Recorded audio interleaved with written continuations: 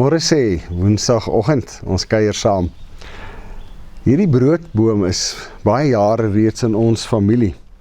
Hy was in hierdie pot gewees toe ek nog 'n kind in die huis was, in die laat jare 70 in Pietersburg. En toe my moeder Rodepoort toe trek, het sy hom vir my gegee en hy staan al meer as 30 jaar op die spesifieke plek in hierdie pot. So 'n week of 3 terug het ons begin agterkom van die blare begin verbruin.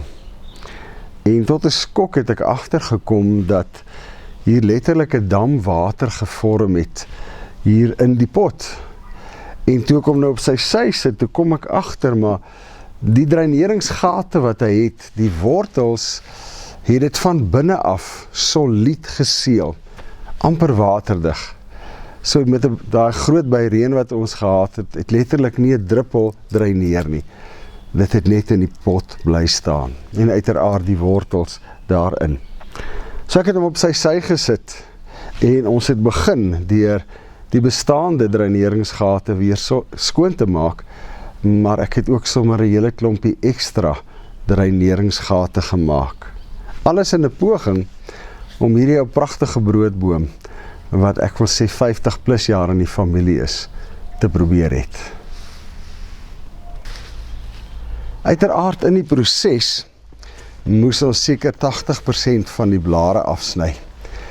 En ja, dit laat 'n mens net tot die besef kom, dit is amper iets soos die dooie see. As jy net 'n invloei het en geen uitvloei nie, kan dit katastrofiese gevolge hê. 2 Korinte 9 vers 8 sê iets hiervan. God laat julle, dis ek en jy, in al sy goedheid deel. Nee, eintlik oorlaai hy ons met sy genade, sodat ek en jy oorgenoeg van alles het. Ons het geen gebrek op geestelike of materiële gebied nie.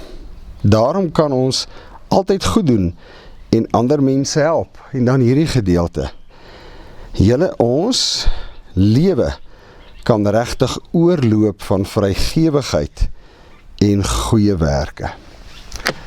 Dit wat met hierdie broodboom gebeur het dit nie ook baie met my en jou nie. Hierdie gedeelte sê die Here oorlaai ons met sy goedheid op geestelike sowel as op stoffelike, menslike, materiële gebied. Ons het altyd oorgenoeg, sê hy, van alles. Ja, selfs te veel.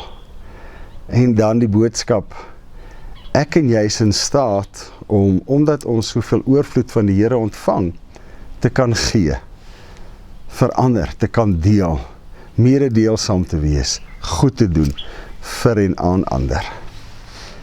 Maar die tyd waarin ons leef, die wêreldgees waarin ons leef, het ons maar 'n geneigtheid om vir myself te hou, soos 'n dam.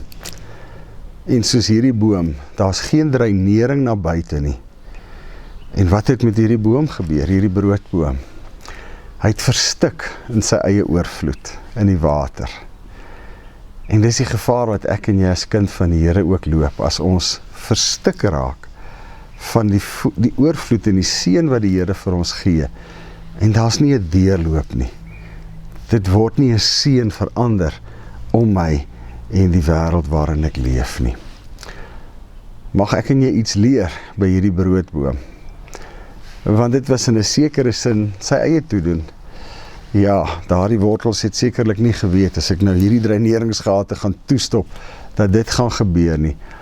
Maar baie keer stop ek en jy op maniere enige uitvloei uit ons lewe, omdat ons dalk bekommerd is oor die dag van môre, om watter rede ook al, is ons geneig om by mekaar te maak en vas te hou, net vir onsself.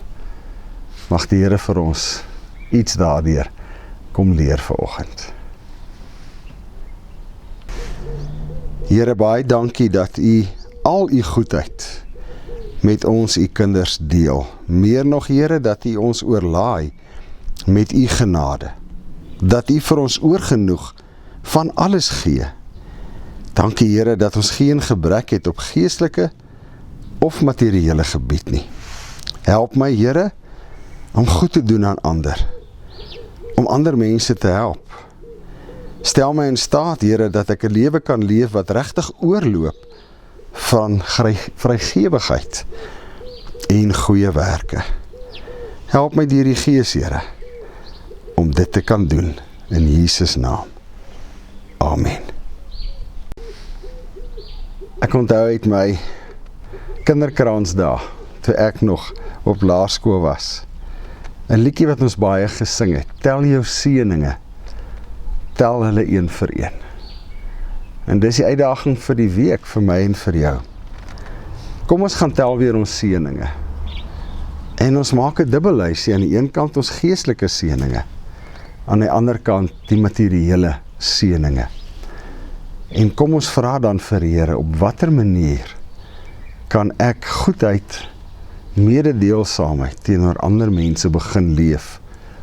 En kan ek put uit my dubbellysie van geestelike en materiële seëninge wat waar is in my lewe?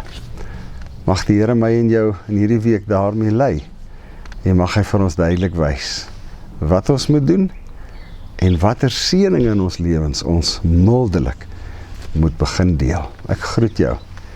Hê 'n wonderlike week.